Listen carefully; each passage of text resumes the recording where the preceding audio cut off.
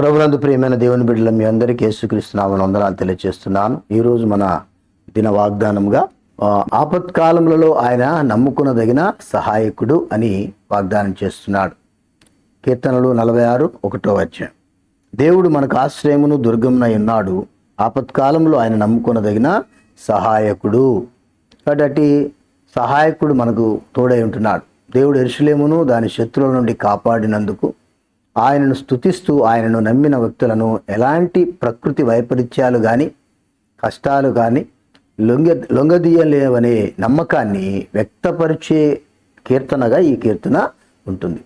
నిలకడలేని అభద్రతా సమయంలో దేవునిలో విశ్వాసాన్ని, ధైర్యాన్ని వ్యక్తం చేస్తుంది ఈ యొక్క వచనం.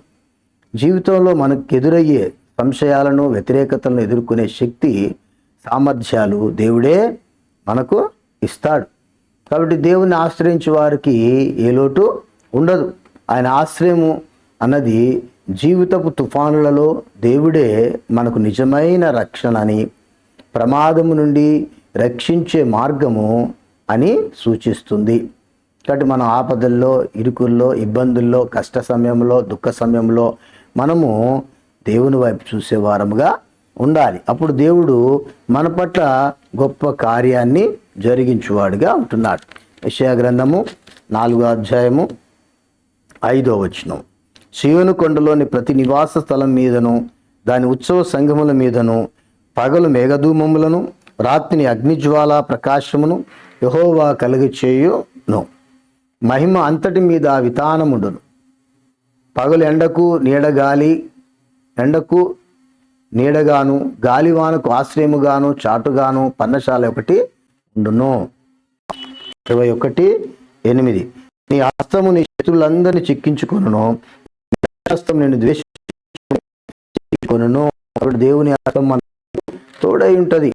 నిర్గమాకాండంలో కూడా ఒక మాట 15:13 నీవు విమోచించిన ప్రజలను నీ కృపచేత తోడుకొని పోతివి, నీ బలము చేత వారిని నీ పరిశుద్ధాలయమునకు నడిపించితివి. దేవుడు చేసేటువంటి గొప్ప మేలు మనం అక్కడ చూడగలుగుతాం.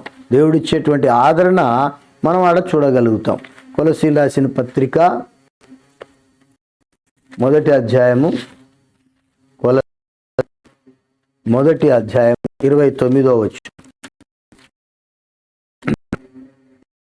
అందు నిమిత్తము నాలో బలముగా కార్యసిద్ధి కలిగి ఆయన క్రియాశక్తిని బట్టి నేను పోరాడుచు ప్రయాస పడుచున్నాను. అపోస్తలుడైన పౌలు దేవుని మీద ఉంచినటువంటి విశ్వాసాన్ని బట్టి ఆపత్కాలంలో ఆయన నమ్ముకొనదగిన సహాయకుడిని విశ్వసించడం ద్వారా ఇక్కడ చాలా మంచి మాట కొలసీలు రాసిన పత్రికలో అపోస్తలుడైన పౌలు తెలియజేస్తుంది. కార్యసిద్ధి శక్తిని బట్టి నేను పోరాడుచు ప్రయాస పడుచున్నాను. కాబట్టి ఇచ్చేటువంటి ఆధిక్యతను, వాగ్దానాన్ని స్వతంత్రించుకోవడం ద్వారా మనం పొందగలుగుతాం.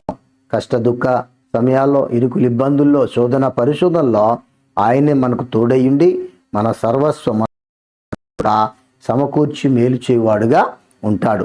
అప్పుడే మన జీవితంలో విజయోత్సవాలతో ముందుకి కొనసాగుతాము.